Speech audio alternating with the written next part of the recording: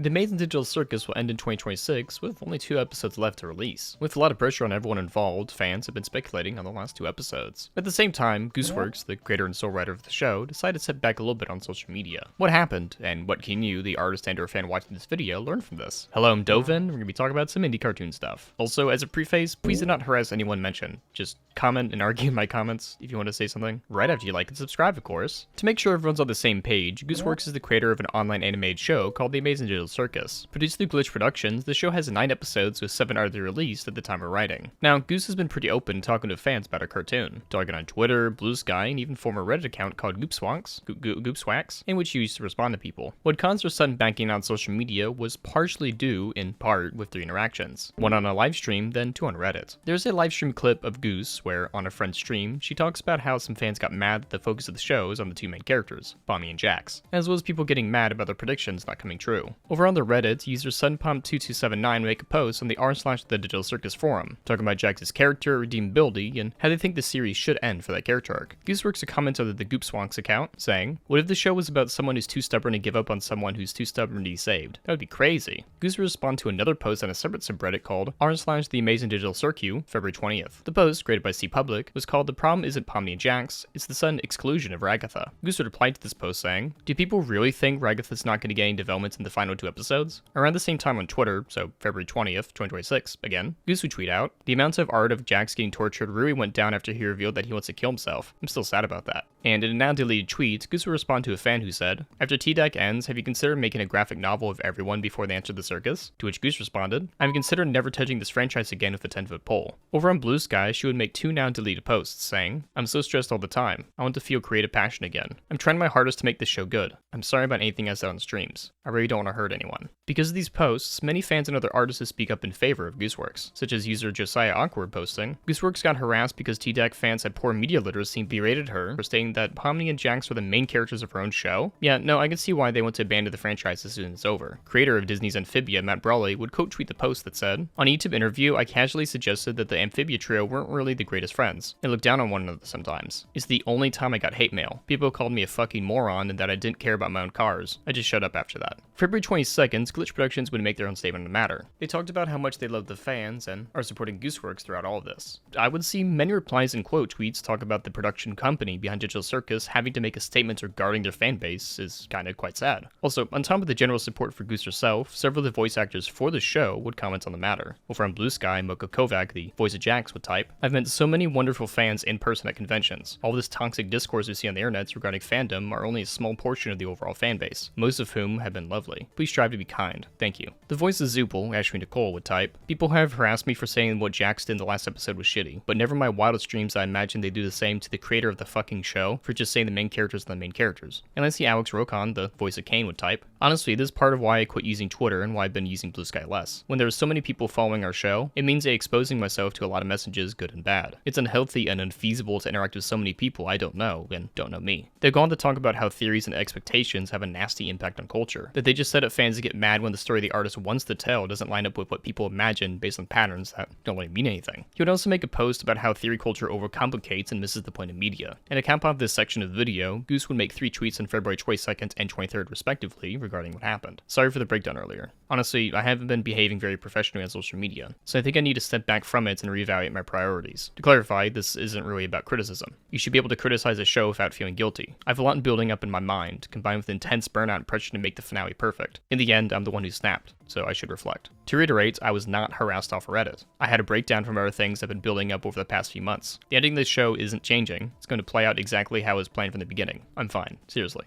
Creators responding to fans of a show on the internet is honestly still a new phenomenon. I'd say a major example of this would be that of the 2013 Cartoon Network show Steven Universe. The team behind, dubbed Steven Universe, would feature a lot of behind-the-scenes content for the show on their respective Tumblr, and respond to fans. Now, while that would be for a network show, as an internet example, we of course can point to Vivian Madrano or Fivzy Pomp when it comes becomes a Hazbin Hotel and Helba Boss respectively. If you toss this down the internet, you can find discussions of any of her posts online with her talking about her show, for better or for worse, sometimes specifically addressing things or responding to fan criticism, not to mention the countless videos about people covering how she responds to people. On the opposite end of that, however, would be the creator of Deltarune and Undertale, Toby Fox, a creator who seldom comments or responds to things, throwing out a funny post here and there, like how they're part of Toy Story 5 somehow. Think about a creation like an online show with all the people theorizing and just plain talking about it online, there will be a lot of people who just misunderstand your work. Alright, not only misunderstand, but make highly viewed videos not understanding your work. So there becomes a need that scratches the back of your head to clarify or address what you mean or to reassure that something is not going to go the way the fans think it will go. As a creator, there is immense pressure in creation, and on top of that, the foresight and how characters will grow over time, something the audience will not know for quite a while. For Helba Boss, there's at least 2 more seasons of that show, and Hazbin Hotel also has 2 more. For Gooseworx, they only plan 9 episodes for the show, not forgetting that she's the sole writer. Going back to YouTube for a second, we can see a big chunk of videos discussing each episode of Digital Circus in depth, along with theories and speculations regarding future respective episodes, and I want to focus on that a little bit more. The most important thing to understand from an audience's perspective is that Gooseworx only has, quote, 2 episodes to perfectly conclude the story. I can point to shows like Star vs. the Forces of Evil, as well as Game of Thrones having bad endings that are talked about to death, and that's kind of what the shows are known for now.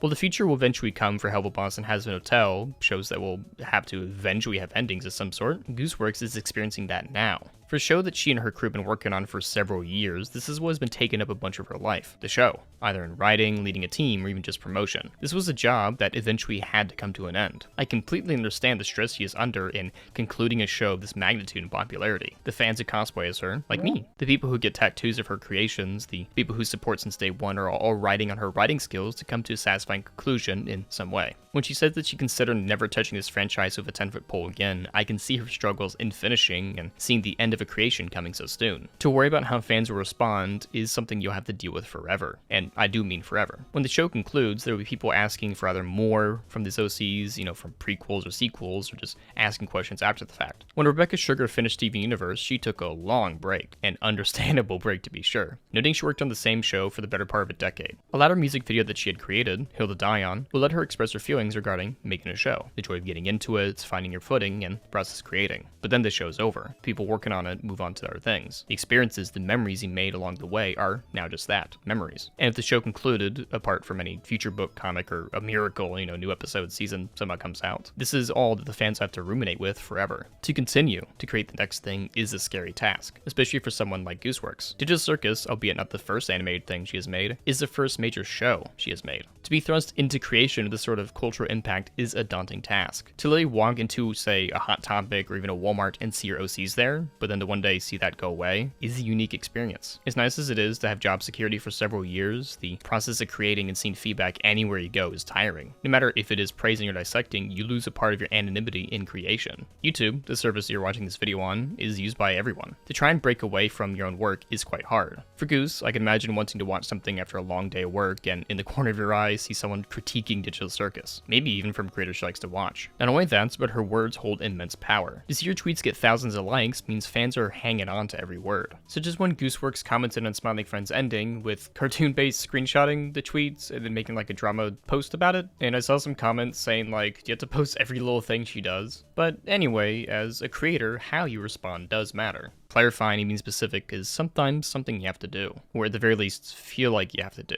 Such as Goose concretely saying that the ending is staying the way it is and that none of this will change it. Which is a bit funny to think about, like, do you know how animation works? Like, why would she just change the ending suddenly? Like, out of nowhere. Come on. I think there's perhaps a fine line in wanting to interact with fans about your works and stepping back away from it. Maybe not going all the way and hiring a PR manager, though if your products are literally in physical stores, it could be something to consider. But also, they should have some faith in your fans to trust the process. A lot of what we discussed is that of a vocal minority in the fandom. A lot of the fans do genuinely like the show and appreciate what Goose is doing. But in tandem with that, a lot of the fears I talked about won't go away even with that fact in mind. You can have 1,000 comments praising your work, but the one shitting on you is the one your brain will focus on. There's an internet phrase called Tom Scott's Law that says anything you say online can and will be seen by the person you said it about. Actually, Tom Scott himself would comment on the matter in support of Goose. But circling back to the tweets, any tweet or post you make in regards to the show can and will be misconstrued. Such as a fan asking Goose if Ragatha would make out with anyone and she said only her friend, and apparently some fans would proceed to send death threats to the friend for some reason. This isn't isolated to her fandom, of course, but it is worth pointing out how some people can feel particularly attached to some characters, especially when seeing some get more screen time than others, or wanting certain things a creator didn't intend for in the characters. It's only when a show is out that a creator can truly see how their work's being perceived. This is going back, of course, to Goose seeing that a lot of fans didn't understand that Pomni and Jax are the main characters of the show. Alright, that's enough for me for now. Let's take a look at what you said, because I asked y'all how should a creator interact with their fans. Then get into my final thoughts. Creators can interact with fans, but there needs to be professional boundaries. Fans are not the army of the creator to be weaponized, and the creator shouldn't be bullied into changing their story because of entitlement. There's nothing wrong with the creator being friendly or even heavily involved in the community. Problems arise when they are so involved they sick their fans on critics, or essentially let fans direct their vision.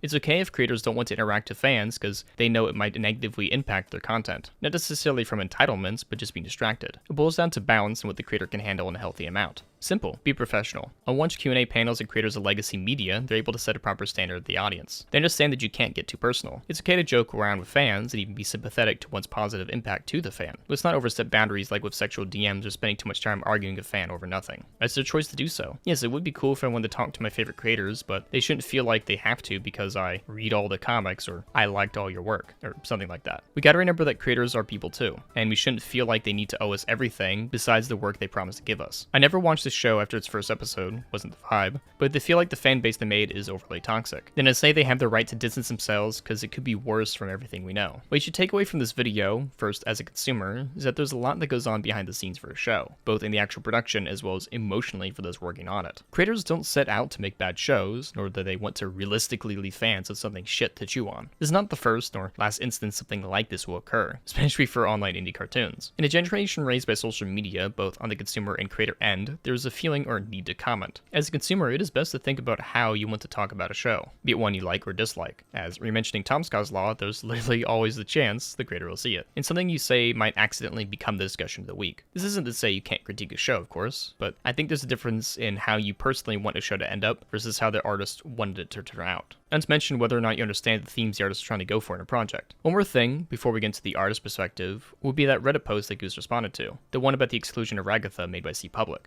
If we take a look at the replies, you notice they refer Goose in the third person. CPublic not knowing they were talking to Goose directly. You can also see this from a separate commenter who said, "Oh wow, just realized this was her. I'm disappointed. What a terrible response, even worse than mine." As well as CPublic who said under a different post, "I didn't realize that was Gooseworx because I didn't pay attention to the username and wouldn't have imagined that the creator would interact with me like this." What you should take away from this video, now as an artist, is that there will be a ton of people who don't understand or completely missed what you were trying to say. Some have thousands or millions of views on the video or tons of likes on a post. Honestly, there isn't much you can do without looking terminally online, either in vague posting or clarifying specifically. In the example I just showed you of CPublic, how a direct response with the creator can shape their perception to you. Though it is to point out that if they knew they were talking to Goose, I'm sure they'd have worded things a bit differently, and of course they don't prove any of the harassment Goose has been getting. And while I said there would be a ton of people who completely miss what you're saying, this post was just a personal critique this person had of the show, and are trying to express it on Reddit. And for this post, I don't think this person was misunderstanding what Goose was saying. Rather, this was just their thoughts on the matter, and their personal critique on how they were perceiving the show, which is a big difference in talking about critiques of a show. And for the artist, there is a hard balance of whether or not to get involved in something you see, or that when someone sees that you responded to them, that they are entitled for further clarification, that you owe them or someone else because you want to clarify on a thing. Well, you have no control on how people perceive your story. As a creator, you have control in how you want to tell your story. You sort of just have to hope that the more level-headed fans will prevail. Those that understand your work, even if criticism, understand what you're trying to do so that you don't have to get involved. Not that you're using your fans as a shield, but getting too deep in apologizing, addressing, or clarifying about works can and will be exhausting, especially if the thing you said is never seen by the broader public, or even the statement after the first statement. I made a few videos that show second statements get way less views on average. I think there can be a healthy balance of participating with fans, and that isn't something to be discouraged. There are numerous tweets and comments from Goose that didn't cause any week-long discussions or theories, but at the same time, I am glad she's taken time away from social media and reevaluating how she wants to discuss and interact with fans. There's no one solution or path in regards to something like this. Not even to say like hire a PR manager that's to prove everything, as that can feel very corporate or distancing from the broader public. I just hope that at the end of the day, Goose is doing better for the situation and that she has a good support system to get through this. Along with that, I'm eagerly awaiting to watch Digital Circus's upcoming last 2 episodes. I just hope the transition of the show being in production to out is a smooth one for those internally, that Gooseworx can finally take a rest after all this time to properly recharge. With the show coming to a close soon, I'm excited to see what she has to offer after Digital Circus. Not another show immediately, God no, go take a break, girl. I mean, silly or dark animations, or even just some music. Whatever that may be, I hope you, the person watching this video, has a nice day, and keep on creating, keep on drawing. Go draw.